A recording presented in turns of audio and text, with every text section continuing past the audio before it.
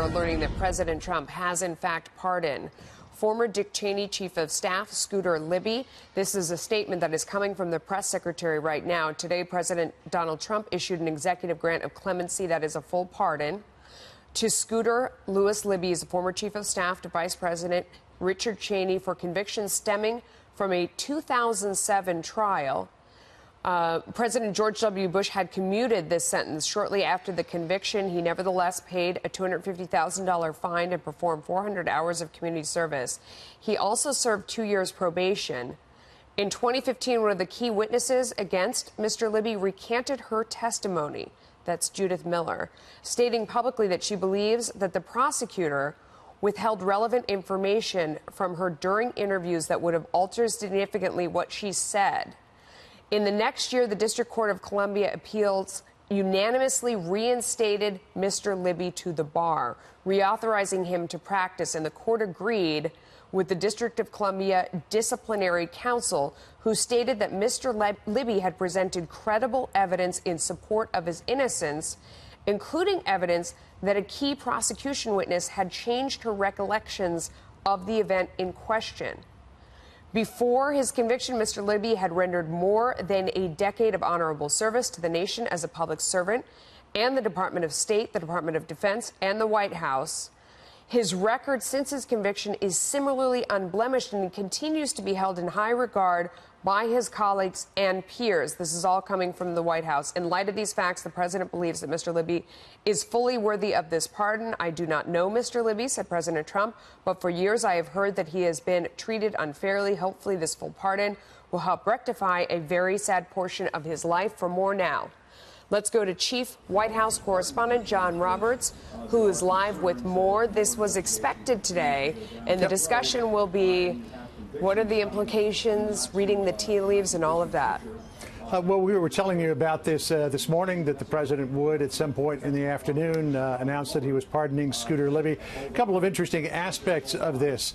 Scooter Libby's attorney was Victoria Tensing, and Victoria Tensing is the wife of Joe diGenova, and the two of them, husband and wife, are now a part of the president's outside legal team in the Russia investigation. That's not to suggest that there was influence there, but there certainly is that connection.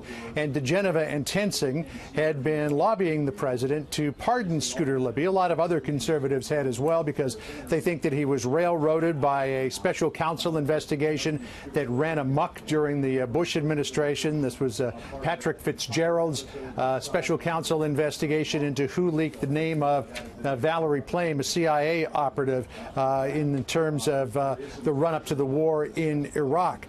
What's most interesting about that whole case is that it started off trying to find out who leaked the name of Valerie Plame. It turned out after about 3 days, everybody knew it was Richard Armitage, the Deputy Secretary of State.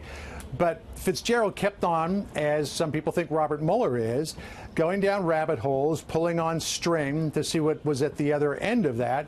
And he got Scooter Libby in what many people believe was a perjury trap. Scooter Libby insists that he merely forgot the exact date on which he learned about Valerie Plame's name, but by that time, Fitzgerald had him on line to investigators and obstruction of justice. Now, the second interesting part of this is you could see this as President Trump sending a message, because you read his statement that he doesn't know Mr. Libby, but for years he has heard that he's been treated unfairly.